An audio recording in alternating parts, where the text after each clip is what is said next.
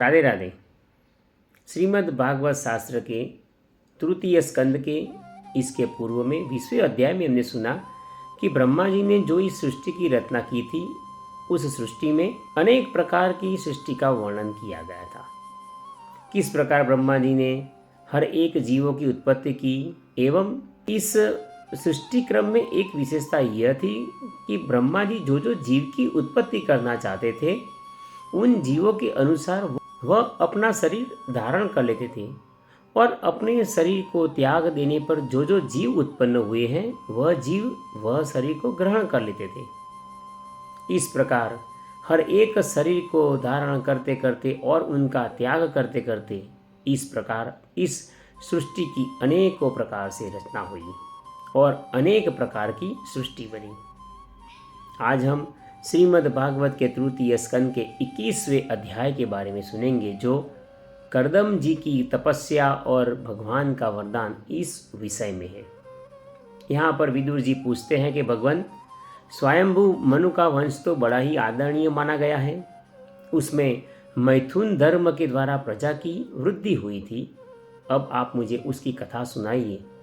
हे ब्राह्मण, आपने तो कहा था कि स्वयंभू मनु के पुत्र प्रियव्रत और उत्तानपाद वह 7 द्वीपों वाली पृथ्वी का धर्म पूर्वक पालन किया करते थे, तथा उनकी पुत्री जो देवहूति के नाम से विख्यात थी, वह देवहूति कर्दम प्रजापति जी को ब्याही गई थी। देवहूति योग के लक्षण यमादि से संपन्न थी।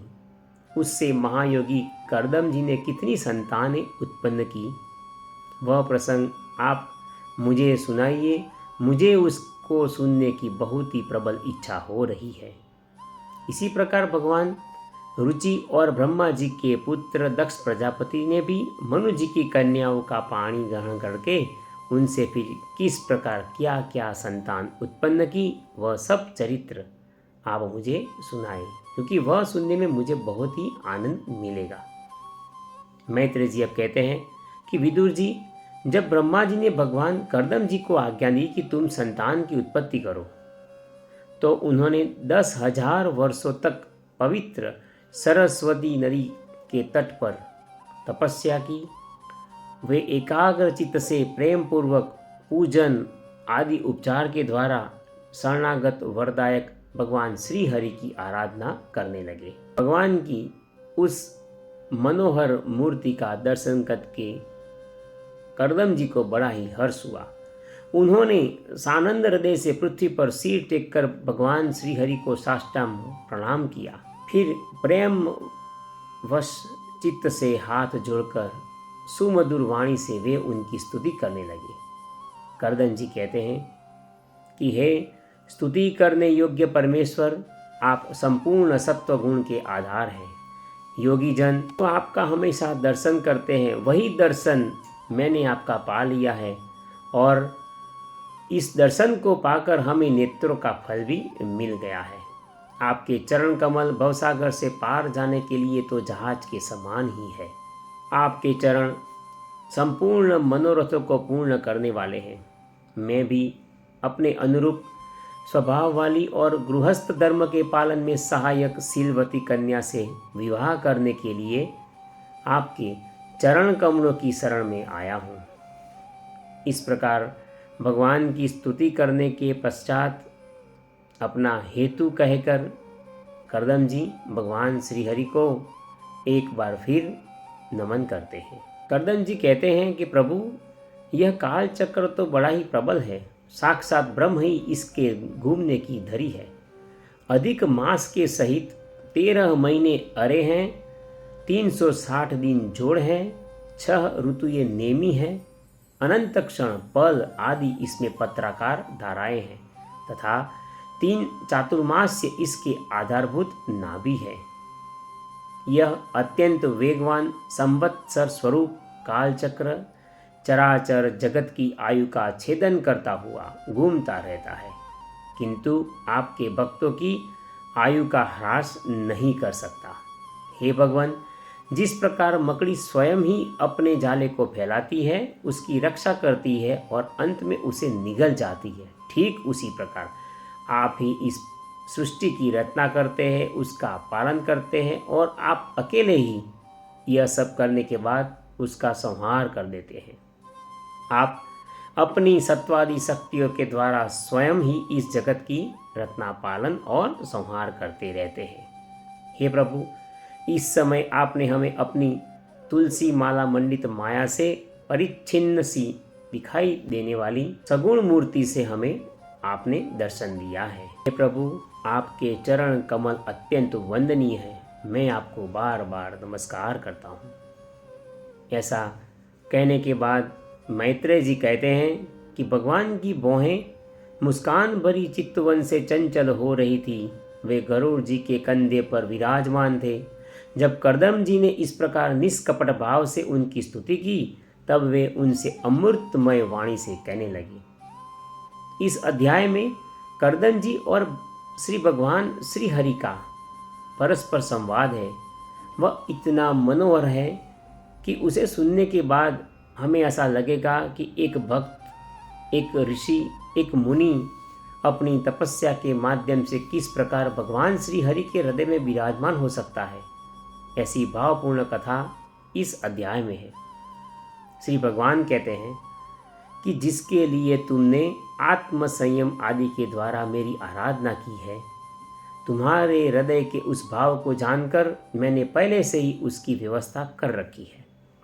हे प्रजापति, मेरी आराधना तो कभी भी निष्फल नहीं होती।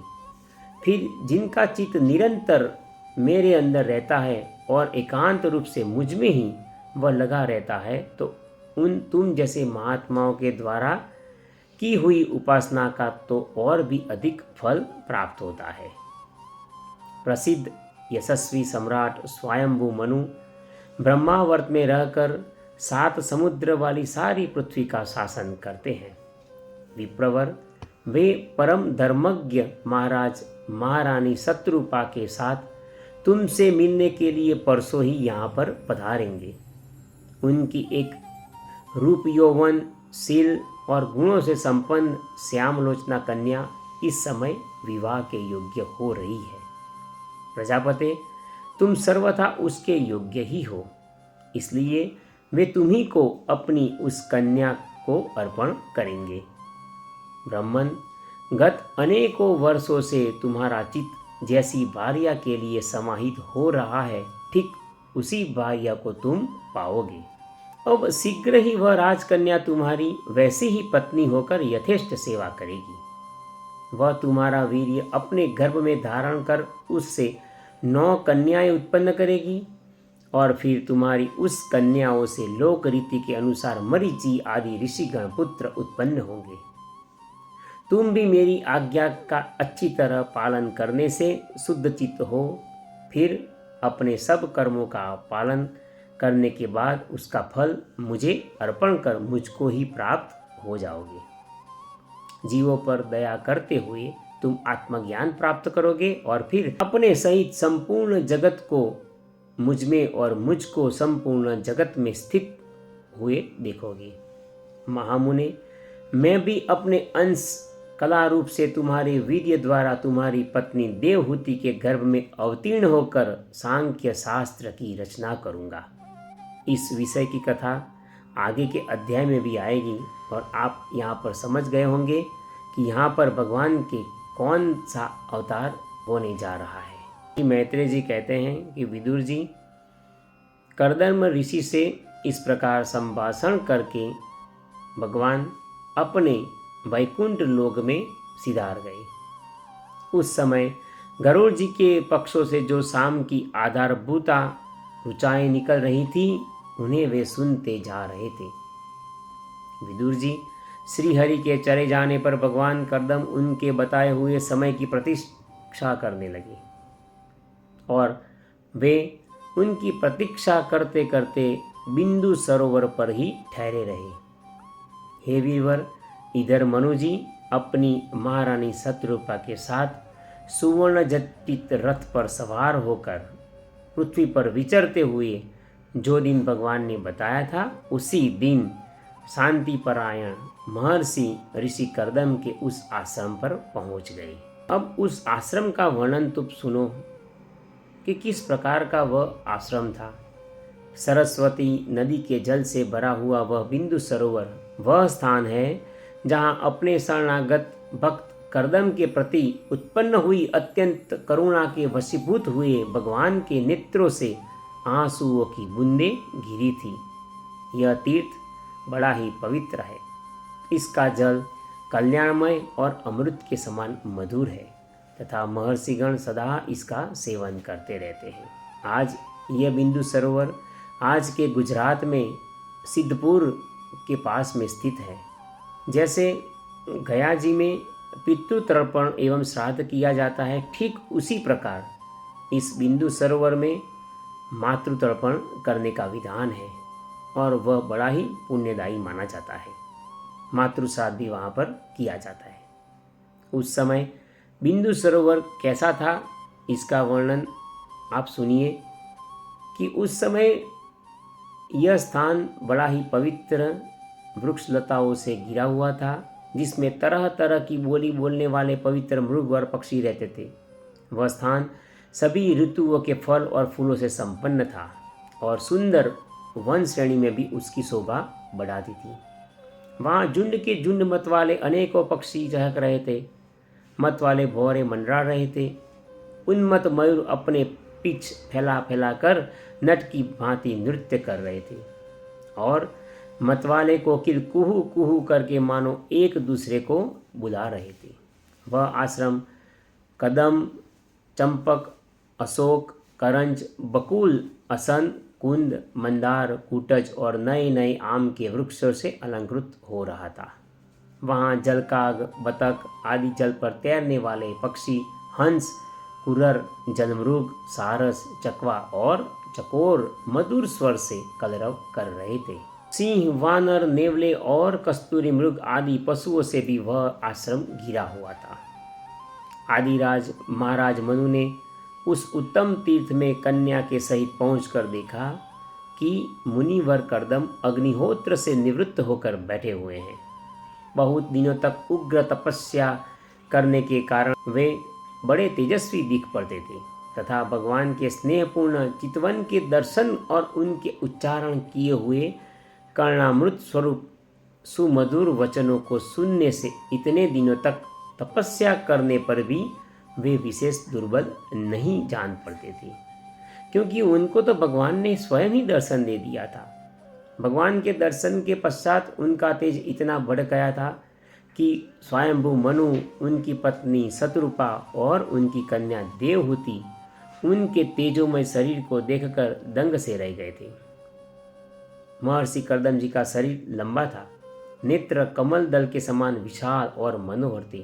सिर पर जटाएं सुशोभित हो रही थी, कमर में चीर वस्त्र थे। वे निकट से देखने पर बिना सिर पर चढ़ी हुई महामूल्य मणि के समान मलिन जान पड़ते थे। महाराज स्वयंभू मनु को अपनी कुटी में आया देखकर प्रणाम करते देख उन्होंने उन्हें आशीर्वाद से प्रसन्न किया और यथोचित आतिथ्य रीति से उनका स्वागत सत्कार किया। जब मनु जी उनकी पूजा ग्रहण करने के बाद स्वस्थ होकर आसन पर बैठ गए, तब मुनिवर कर्दम ने भगवान की आज्ञा का स्मरण कर उन्हें समुदूर वाणी से प्रसन्न करते हुए इस प्रकार कहा। कर्दम जी कहते हैं कि हे देव, आप भगवान विष्णु की पालन शक्ति स्वरूप हैं, इसलिए आपका घूमना फिरना निसंदेह सज्जनों की रक्षा के लिए और दुष्टों के संहार के लिए ही होता रहता है। आप साक्षात भगवान विष्णु स्वरूप है तथा भिन्न भिन्न कार्यों के लिए सूर्य, चंद्र, अग्नि, इंद्र, वायु, यम, धर्म और वरुण आदि रूप धारण करते हैं। आपको मैं नमस्कार करता हूँ। आप मणियों से जड़े हुए जयदायक रथ पर सवार हो, अपने प्रचंड धनुष की टंकार से, उस रथ की गरगराहट से आप पापियों को भयभीत कर देते हो। यदि आप ऐसा न करें तो इस पृथ्वी पर चोर, डाकुओं भगवान की बनाई हुई वर्णाश्रम धर्म की मर्यादा को तत्काल नष्ट कर देंगे तथा विषय लोलुप निरंकुश मानव द्वारा सर्वत्र धर्म की जगह अधर्म फैल जाएगा। यह लोक दुराचारियों के पंजे में पड़कर नष्ट हो जाएगा। तो भी वीरवर, मैं आपसे यह पूछता हूँ कि इस समय आप यहाँ पर क्यों पधारे और आपका आगमन किस प्रयोजन से यहाँ पर हुआ है। मेरे लिए जो आज्ञा होगी उसे मैं निष्कपट भाव से सहर्ष स्वीकार करूँगा। ऐसा विनम्र भाव से ऋषि कर्दम जी स्वयंभू मनु से पूछते हैं। यहाँ पर श्रीमद् भागवत के तृतीय स्कंद का 21वां अध्याय विराम लेता है। इसके अगले वीडियो में हम श्रीमद् भागवत के तृतीय स्कंद के 22वें अध्याय के बारे में सुनेंगे कि किस प्रकार देवहूति का कर्दम प्रजापति से किस प्रकार विवाह होता है। हम जानेंगे कि मनुस्मृति में 8 प्रकार के विवाह बताए गए हैं। इसके अगले वीडियो में हम श्रीमद् भागवत के तृतीय स्कंद के 22वें अध्याय के बारे में सुनेंगे कि देवहूति के साथ कर्दम प्रजापति जी का किस प्रकार विवाह होता है। मनुस्मृति में 8 प्रकार के विवाह बताए गए हैं तथा इस अध्याय में हम उन देवहूति और कर्दम प्रजापति के विवाह के बारे में विस्तार से सुनेंगे। राधे राधे। इसके अगले वीडियो में हम श्रीमद् भागवत के तृतीय स्कंद के 22वें अध्याय के बारे में सुनेंगे कि किस प्रकार देवहूति और कर्दम प्रजापति जी का विवाह होता है। मनुस्मृति में 8 प्रकार के विवाह बताए गए हैं। इस सब का हम विस्तार से वर्णन इस अध्याय में सुनेंगे। आप सभी से नम्र निवेदन है कि कृपया आप हमारे वीडियो को लाइक कीजिए और हमारी YouTube चैनल कथासुर को सब्सक्राइब कर दीजिए। राधे राधे।